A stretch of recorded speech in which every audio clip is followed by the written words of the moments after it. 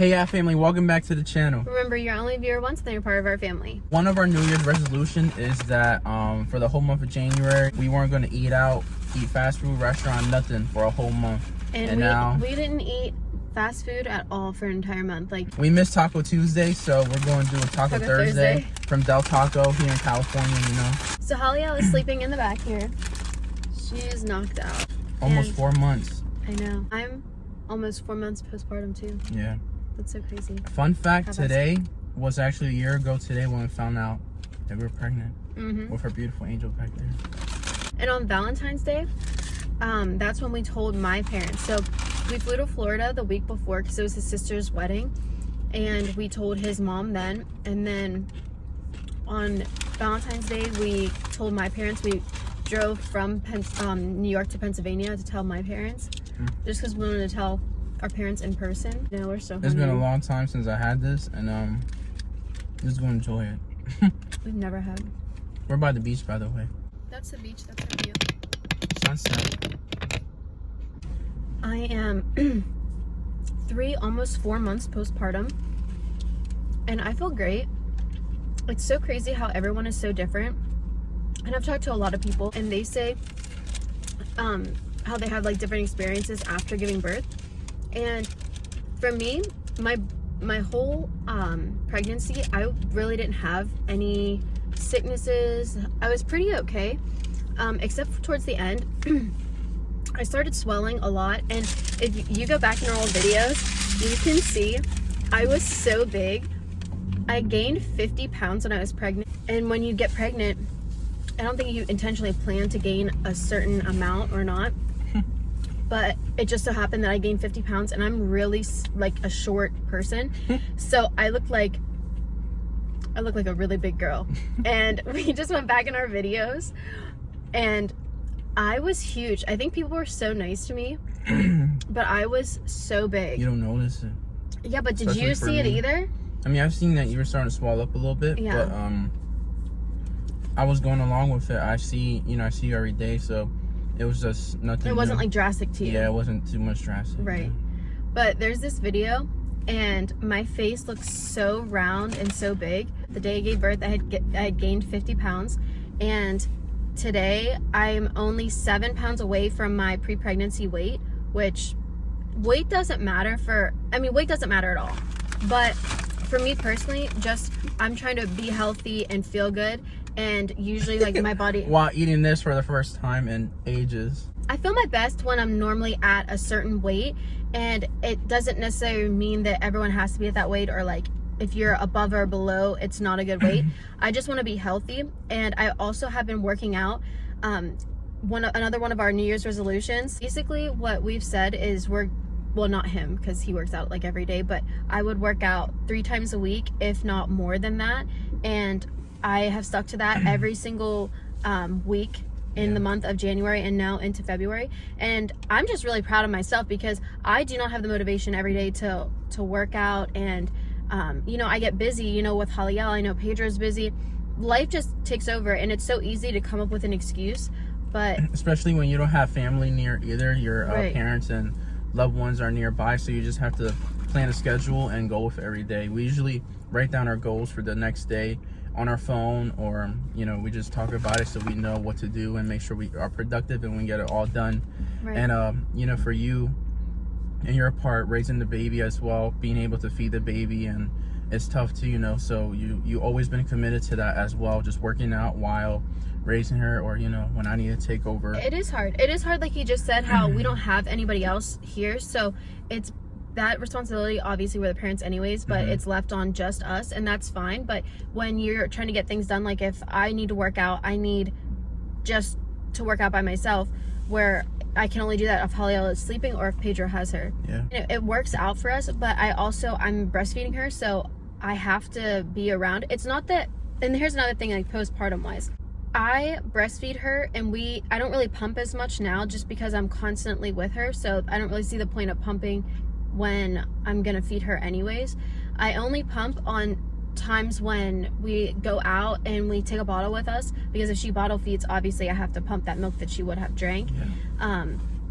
So that's just another thing that I do all throughout the day. So it takes time out of my day. So if I'm trying to do something, I have to kind of schedule it around her feeding schedules, which isn't hard. It's just, you know, as a new mom, you just have to adjust your lifestyle. That's and you all. figure out what's the baby's needs, you know, what they Right. want. And going back to it, Halia's about to be 4 months now, and she's just been growing every day. And now she's in her big girl bed. She's in her crib now. It's getting so real.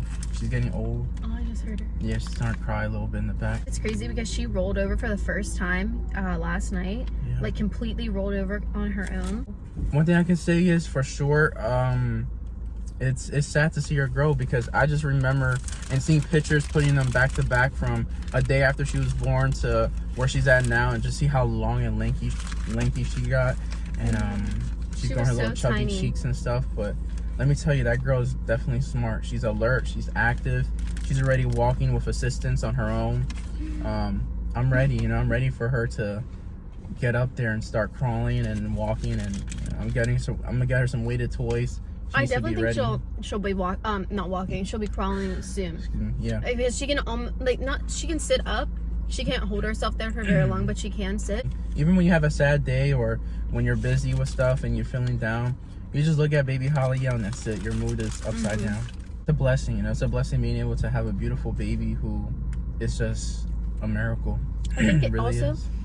with you, we have each other that we can depend on, and that's so important. Just because they say it takes a village to raise a family, and it's true, but I'm just so thankful that I have Pedro who's willing to, you know, change diapers in the middle of the night. And Every day. you know, if I can't feed for whatever, like we do have some milk that we have frozen, and he can always like feed her a bottle if we need. And it's just so nice to have somebody who is constantly there and will be invested and put time into. I love my baby girl. You hear me? Come here. Sorry, this video is a little all over the place because we have so many things that we want to talk about and things that we want to say, and then you get eating and you talk about other things and you like get sidetracked. But back to what we were talking about, being postpartum. At our 6-week checkup, they told me, they gave me the option of birth controls, and I really didn't want birth control, but obviously we're not ready for another baby. So they gave me multiple options, but long story short, I have a history of migraines, so I can't take anything with hormones because of that. I can't take anything with hormones because I'm breastfeeding, and then I don't know if it's a mix of the hormones or something else in birth controls that have hormones in them. They affect people who have migraines, and you can actually end up getting a stroke from that. So that's another reason I didn't want to go on something like that. I ended up getting the copper IUD, and they put it in, and then they told me to come back in a week. And when I went back in the week to get it checked, it actually rejected, my body rejected it. And I don't know if it's rare or not, but they just said that it could have been because it was too early after I had Haliel. So then they told me to wait a month, and then I went back and we tried it again. And I got that put in almost a month ago, and they told me to come back in another month to see if it rejected or if my body just needed more time to accept it. So it's been in for a month, and I guess we'll find out in like a week or so. I think it's good for like a few years, and it is the copper IUD, so it doesn't have any hormones. It doesn't affect me breastfeeding her. So that was really important to me because I want to breastfeed her as long as I can, and just for her benefit to her health. Another thing, I know a lot of people get postpartum depression or baby blues, something on that. I don't think I had postpartum depression. I feel like you would probably know, but I wouldn't say I was sad, but there's times where I would get so exhausted from not really sleeping as much that I would just be, I don't know if maybe it was baby blues, I don't know, but you don't feel exactly like yourself. And I wasn't sad, and I just feel that I can't be away from her. And I don't know if that goes with it, but I have like separation anxiety because I haven't left her. So the thought of actually having to go back to work and all that stuff. That really does worry me because I'm breastfeeding. I don't know if I can be away from her, and it's very interesting to see the way this dynamic is going to go in the future. Yeah. But and even though I do a good job raising her and taking care of her, oh yeah, you do so when good. Kate's not around, still, you know, mother and baby's bond is like no other. You know? Especially mother and daughter, she depends on you. You know, she loves sleeping on your chest more than mine. Mine is softer. That's why. You can definitely tell it's a difference in mood between the mom and the dad. With Halil, she can be very fussy with Caitlin sometimes because she knows that Caitlin's the provider. She gives her the milk, whatever she needs, and then with me, you know, I'm the outgoing fun one. I'm pretty much a baby like her, so we're always playing around, having a good time. I feel like she knows to like take it easy on you. Because she knows I can't give her milk or nothing. Well, I can from the freezer, but right. you can easily just give it to her on demand. Right. And I feel like with her, she beats me up. She like pulls my hair all the time. It's like her new thing. She pulls my hair. She slaps me. I will wake up and this girl will have like punched me in the face because when she like flails her arms. If she sleeps in the bed with us, with the dagatot or the lounger, like sometimes there's times where in the middle of the night when we have to just get her, and sometimes with the crib having to walk over there and stuff, it's easy just to change her diaper and just put her back in the bed with us, and we'll always make sure that she's covered so she can't roll over. But there's times that she can just wake up and smack Kate right in the face. Oh my gosh. And she only does it to me. She never does it to Pedro. She just lets him sleep. Yeah, that's true. She does let me sleep. But she will cry and I'll be like, Pedro, can you change her diaper? And then he always does every time. I don't mind that at all. Her cry, I love her cry, I really do. Unless it's the really screamy cry and the fussy cry, oof. Yeah, it gets to me sometimes, but I'm patient, you know. But the other cry, like her scared cry, it sounds terrible because you don't ever want your kid to be scared. But when they do get scared, it is so cute. It is cute. So cute. The worst cry of them all, I gotta say, is getting the booger out. Oh yeah. Yeah, when she has those boogies and we get the Oogie Bear and we have to dig it out. Oh.